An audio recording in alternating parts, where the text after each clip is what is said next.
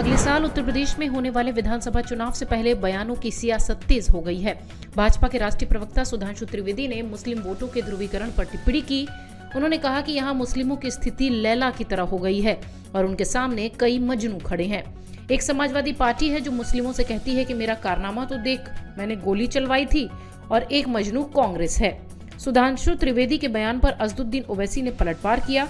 हाँ, हम लैला हैं और इन सब के लैला हैं। इनका काम बगैर हमारा नाम लिए चलता भी नहीं है। उत्तर प्रदेश में आगामी विधानसभा चुनाव को लेकर विपक्षी पार्टियों द्वारा किए जा रहे वादों पर बसपा सुप्रीमो ने निशाना साधा है। उन्होंने वादों पर सवाल खड़ा करते हुए कहा कि चुनाव के समय तो कई वादे किए जाते हैं, लेकिन बाद में सभी भुला दिए जाते हैं। बहुजन समाज पार्टी की अध्यक्ष मायावती ने कहा कि यूपी में खासकर भाजपा, सपा, कांग्रेस आदि के द्वारा प्रदेश की जनता को लुभाने व गुमराह करने के लिए आए दिन प्रलोभन दिए जाते हैं। चुनावी वादों की झड़ी लगाई जाती है, जिसको सत्ता में आने के बाद अधिकांशतः भुला दिया जाता है।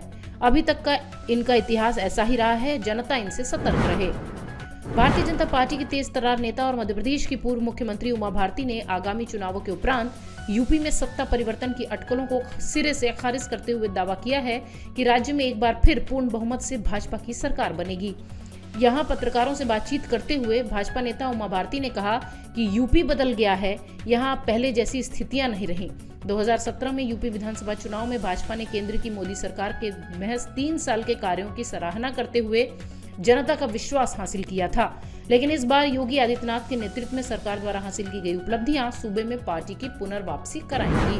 भारतीय जनता पार्टी की सांसद डॉक्टर रीता बहुगुणा जोशी ने यूपी में योगी सरकार के कार्यकाल में कानून व्यवस्था को, खासकर सुरक्षा की स्थिति को सुदृढ़ बताया है। उन्होंने कहा कि राज्य की जनता इस बात को महसूस करती है कि आगामी विधानसभा चुनाव में भाजपा पूर्ण बहुमत से आएगी। भाजपा प्रदेश कार्यालय में संवाददाता सम्मेलन में डॉक्टर जोशी ने कांग्रेस की जमीनी हकीकत को बेहद दयनीय बताया और कहा कि विधानसभा चुनाव में कांग्रेस को 5 सीट भी नहीं मिलेगी। उन्होंने कहा कि साथ ही समाजवादी पार्टी और बहुजन समाज पार्टी भी पिछले चुनाव से बेहतर स्थिति में नहीं होंगे। सपा के राष्ट्रीय अध्यक्ष अखिलेश यादव ने कहा कि यूपी के लोग भाजपा सरकार में किसानों पर हुए अत्याचारों को नहीं भूलेंगे और चुनाव में जवाब देंगे। प्रदेश के लोगों ने लखीमपुर किसान स्मृति दिवस मनाकर इस बात का संदेश दे दिया है। उन्होंने ट्वीट कर कहा कि लखीमपुर किसान स्मृति दिवस मनाकर यूपी वालों ने बता दिया कि वो न तो किसानों पर पीछे से किए गए वार को भूलेंगे और न ही किसानों की शहादत को और न ही भाजपा के जुल्म और अत्याचार को। उधर समाजवादी विजय यात्रा लेकर झांसी पहुंचे समाजवादी पार्टी के राष्ट्रीय अध्यक्ष अखिलेश यादव ने यह भी कहा कि बुंदेलखंड की जनता ने भाजपा को सब कुछ दिया, लेकिन बदले में उन्हें कुछ नहीं मिला। मेरठ में 7 दिसंबर को दबथुआ में होने जा रही सपा रालोद की संयुक्त रैली में बड़ी संख्या में भीड़ जुटाने की कोशिश है।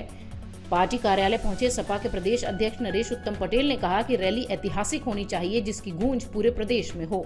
सभी पदाधिकारी और कार्यकर्ता ईमानदारी और जोश के साथ इसमें जुट जाएं। उन्होंने सपा के कार्यकर्ताओं के साथ बैठक की। वो अभी अगले 4 दिन मेरठ में ही रहेंगे।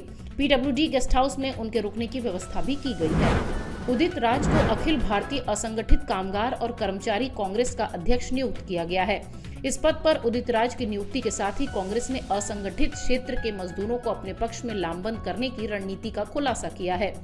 उदित राज पर कांग्रेस के इन पुराने मजबूत समर्थकों को पार्टी के साथ दोबारा जोड़ने की बड़ी जिम्मेदारी होगी, जो 2024 में लोकसभा चुनाव की दृष्टि से बेहद उपयोगी है। माना जाता है कि 2009 में यूपीए को सत्ता में वापस लाने से असंगठित क्षेत्र के इन्हीं कामगारों ने अहम भूमिका निभाई थी। मनमोहन सिंह सरकार ने यूपीए 1 कार्यकाल में उनके लिए मनरेगा योजना के तहत 100 दिन के रोजगार की गारंटी का अधिकार भी दिया था। Video desk अमरउजाला.com। डाउनलोड करें अमर उजाला ऐप और पाएं खबरें लगातार।